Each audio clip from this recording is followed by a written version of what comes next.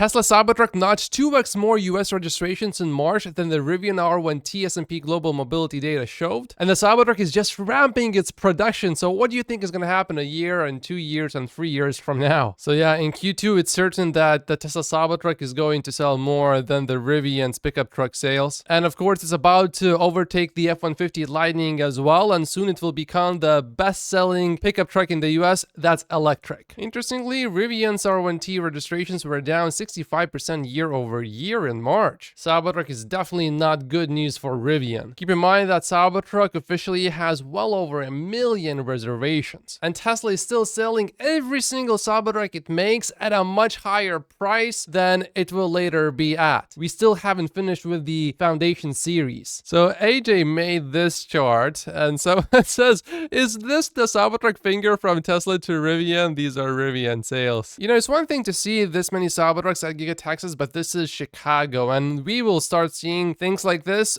all over the US. I'm sure there's some Tesla bear somewhere saying, oh, none of these have been sold, but these are the same people that said Cybertrucks are going to be vapor. It's never gonna happen. Well, you're looking at them right here, right now. Here's Michigan. Sounds like they're gonna have 40 Cybertrucks by the end of the day. With things going smoothly with a Cybertruck, maybe we should all go to Bali and relax a little bit. Well, Elon will reportedly be visiting Bali this weekend to launch Starlink, according to the Bali Sun. And Elon will attend the 2024 World Water Forum, which will be held in Bali on May 19th. Starlink will also be released with an audience and the president being present. If you remember from quite a while ago, 2 years ago now, we had rumors that Tesla might build something in Indonesia. We haven't heard anything about that at all, but maybe the president in Indonesia is going to try to talk to Elon and entice him to build something in Indonesia. I don't think it's going to happen though. I mean, I don't think Tesla is going to say yes. Here's some good news. All Giga Berlin Model Ys now have hardware 4. Although if you want the best FSD experience, you should get a Tesla vehicle with hardware 3. But over time, hardware 4 will actually get better because the computers are just better in these vehicles. But the software is not specifically built mostly for hardware 4, not yet. Tesla Chan is saying here that NIO basically just copied the Model Y quickly, and it's quite a bit cheaper as well. To me, it looks more like a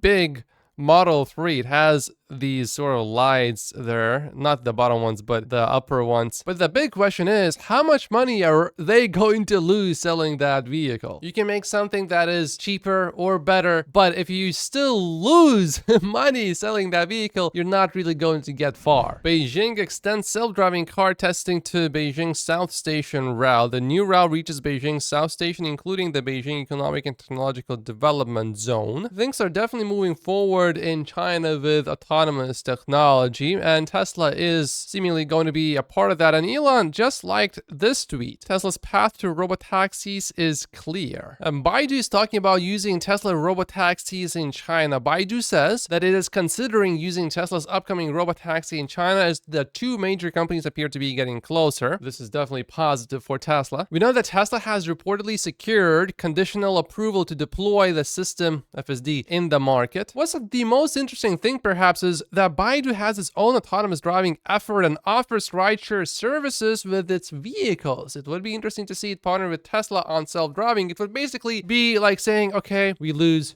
you win, let's work together. So remember when Tesla just said that it's in discussion with a major OEM? Did they mean Baidu? It's possible, although I'm not really quite sure that's what Tesla meant. I think it's probably Ford, but it could also be someone in China, considering how much time Elon spent in China. And yeah, I think that's fairly likely, but I don't think it's BYD. I think Electric raises a fair point here. Does Tesla want to partner with Baidu on this, or is it being asked to do that as part of the approval process, sort of forcing or trying to force a technology transfer? We know that China is notoriously protectionistic when it comes to foreign companies operating in its market, and somehow Tesla owns the Giga Shanghai factory 100%, whereas usually foreign companies own about half of it, and then there's a local partner, but not in the case with Tesla, which is fantastic. However, this is a bit interesting based on what we just saw earlier. Baidu's vice president noted that it will take Tesla 3 to 5 years to catch up with Baidu's driverless taxis operating in Wuhan today. And then he says, come and test it in person in Wuhan if you don't believe it. But not everyone can ride. A notice pops up and warns no young children, pregnant women, elderly, the infirm, or anyone with a bad heart.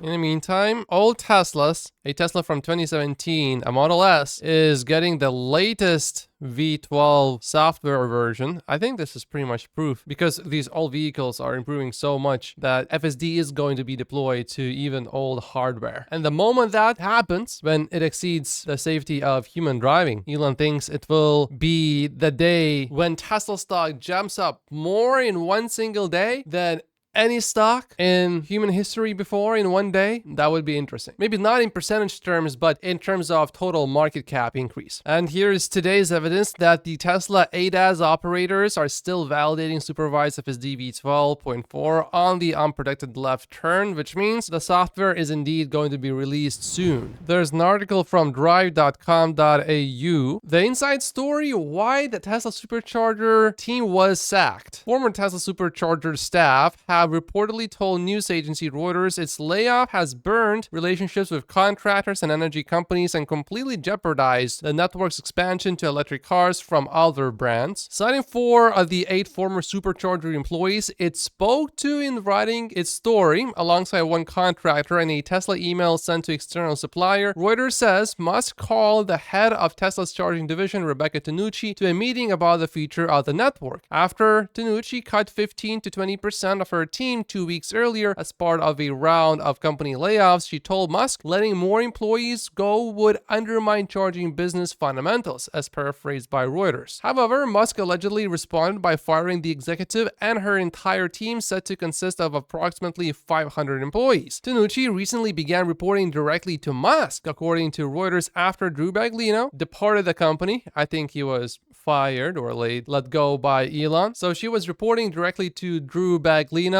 and she was probably not used to harsh leadership style from Elon. In the wake of the firings, Reuters claims former employees say they have been fielding calls from vendors, contractors, and electric utilities, some of which have spent millions of dollars on components and infrastructure for Tesla charging stations. The news agency says the Tesla energy team, which manages the company's solar and battery products for homes and offices, has now been put in charge of managing the rollout of the Supercharger network. Now, of course, if you have been let go, your opinion is not going to be positive of the company or the company's future in most cases. So I wouldn't take the criticism too seriously. Elon is restructuring the company right now, and there's going to be some pain, of course. But in the long term, I think it's for the better. It puts everyone on high alert. A Swedish appeals court upheld a dismissal of Tesla's lawsuit against Sweden's transport agency in a conflict over license plates, part of a wider dispute between the US company and labor unions in the Nordic country. Okay, so this is not great, but Tesla does have a loophole that it's using, so it's not that bad. But check this out. The Court of Appeal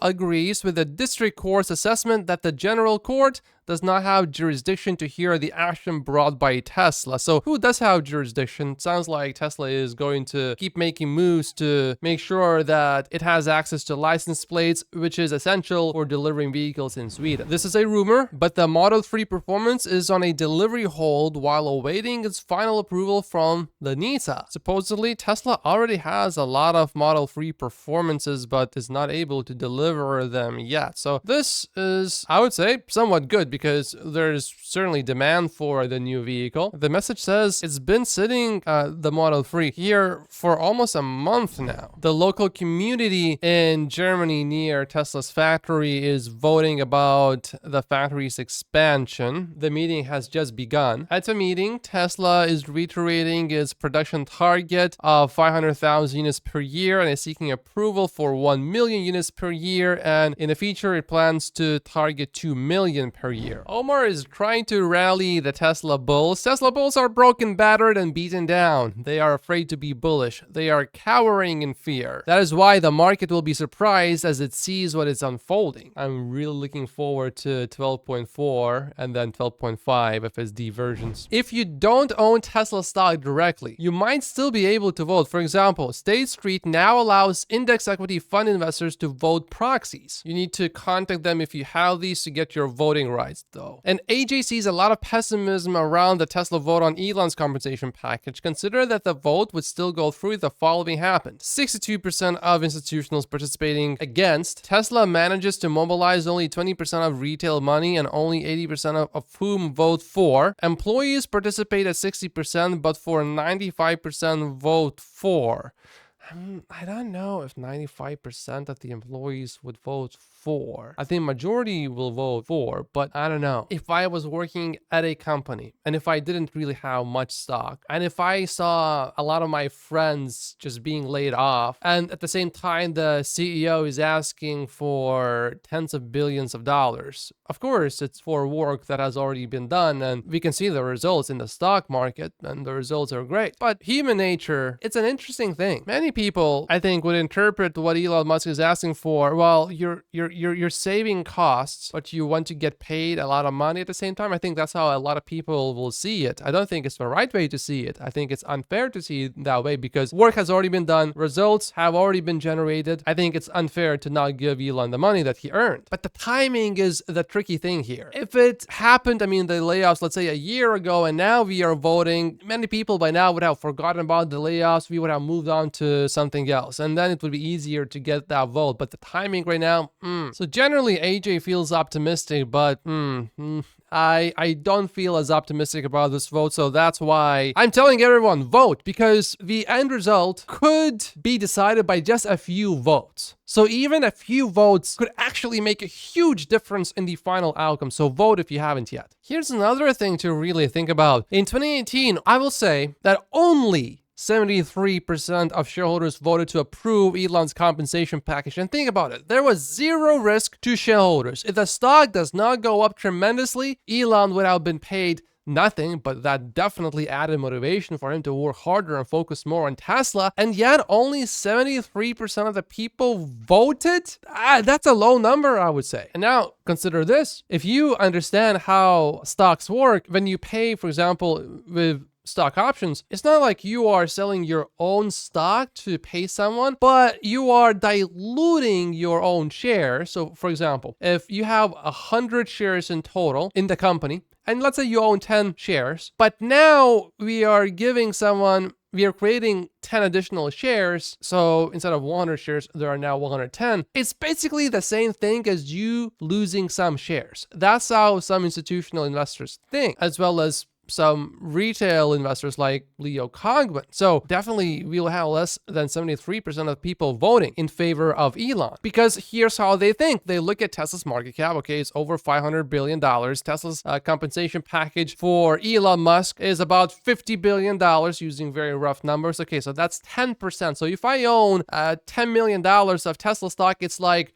me giving $1 million to Elon right now. You're going to have a dilutive effect. That's how some people think. But also consider what's going to happen if Elon does not get his compensation. I am pretty sure that Elon Musk has a plan for what he's going to do if he gets the compensation package approved and what he's going to do if it doesn't get approved. With all of us retail shareholders holding 30% of Tesla shares for this vote to get Elon back his compensation plan, it is imperative to not only vote yourself, but to actively ask friends and family who have shares to go to votetesla.com as soon as possible to put their votes in. If you know any Tesla shareholders, call them, text them, email them. If you have a Twitter account, post on your social media. Encourage everyone to vote. Leo Cogman, who owns billions of dollars worth of Tesla stock, has now officially voted against reinstating Elon's compensation package, and he doesn't want the new board terms for Elon's brother, and another board member, and he's against Tesla incorporating in Texas. Jason says Leo might be just as dumb as fellow billionaire Mark Cuban. After all, Leo Cuban calls us all insects then votes with his emotions. Well, to be fair, he called himself an insect too, so I don't consider this an insult. If you're a shareholder, you must know that a failure to ratify the plan is a huge threat to the valuation. Why would you ever vote against it? I don't know, says Jason, but maybe Fred and Leo can enlighten us. Suspiciously, not once have Fred or Leo spoken about the impact of a no vote on Tesla's valuation. I suspect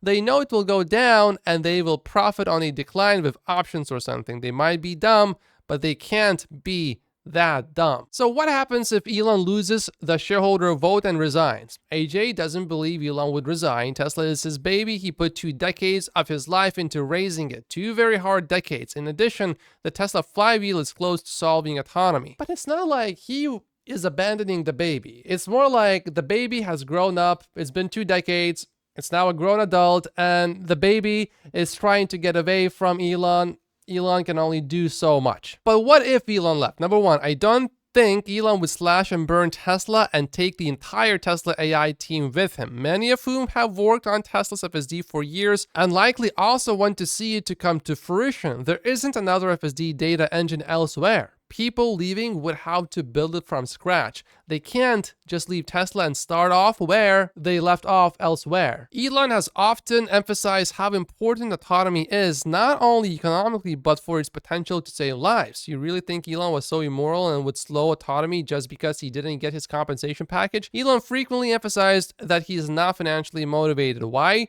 should he, with all the wealth that sits outside of Tesla, even SpaceX, Neuralink, Boring Company, etc. I think AJ is missing the point here. It's not about the money so much. It's about being treated unfairly, not just slightly unfairly. It's like, okay, you did the work for years and there was an agreement and now you are abandoning the agreement. You're clearly going from an ally to an enemy then. Do you think Elon is the type who holds grudges when something is unfair? I think he does hold grudges when someone takes advantage of him, and I think this would be taking advantage of Elon. Number 3, but he could solve autonomy at another company. No, nobody has the fleet data collection capability. It would take likely a minimum of 5 years to get where Tesla is now under the best of circumstances. This would mean a 5-year delay to the launch of true autonomy. Again, this would be immoral. He is not an immoral person. Number 4, Elon knows that him leaving would likely tank the Tesla share price, not only inflicting harm on Elon himself, but also inflict harm on all with whom he has worked for years and inflict harm on countless retail and other investors who stood with him. But also, Elon has said multiple times he doesn't care about the stock price and that he will say what he wants to say when it comes to political things. So I'm not sure I would actually count on this. Elon sold Tesla stock to buy X/Twitter. He knows that it's partially his own doing that his stake has been diminished. Elon's diminished stake is his main concern, not the diminished economics, but the diminished control he can exercise. I would expect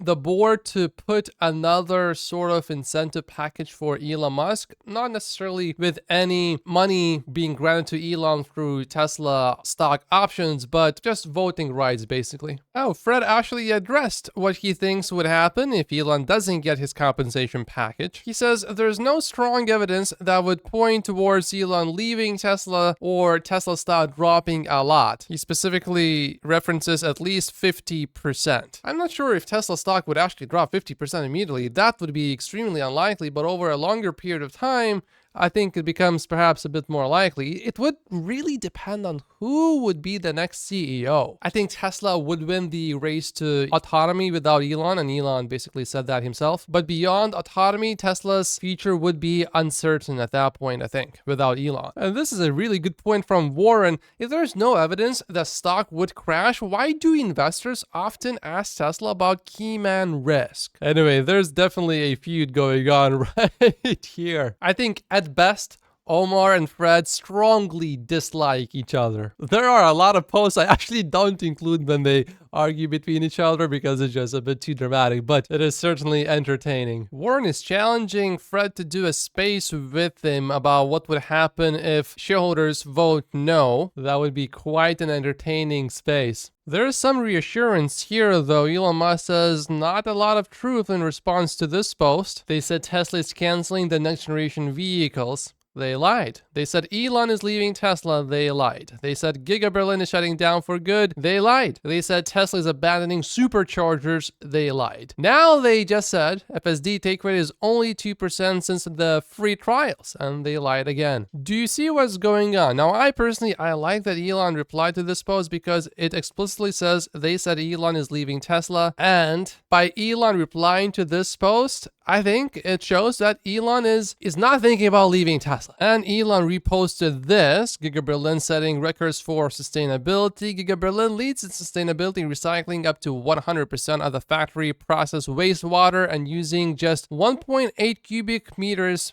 per Model Y, far below the industry average of 3.7 cubic meters of water. Wow. Imagine how many stations would have been built if they just gave the whole budget to Tesla. Biden's $7.5 billion investment in EV charging has only produced 7 stations in 2 years. Elon just gave us updates about his Mars plans. Less than 5 years for uncrewed landing on Mars. Less than 10 to land people, maybe a city in 20 years, but for sure in 30 years. Civilization will be secured at that point. Well, this is pretty big news. We saw similar things happen to Cruise, which is GM's company, but now NHTSA probes Waymo after 22 reports of crashes or traffic violations. That's it for today's video. Make sure to click the like button so that we can make sure that there's no shadow ban on this channel. There's another video from my other channel showing that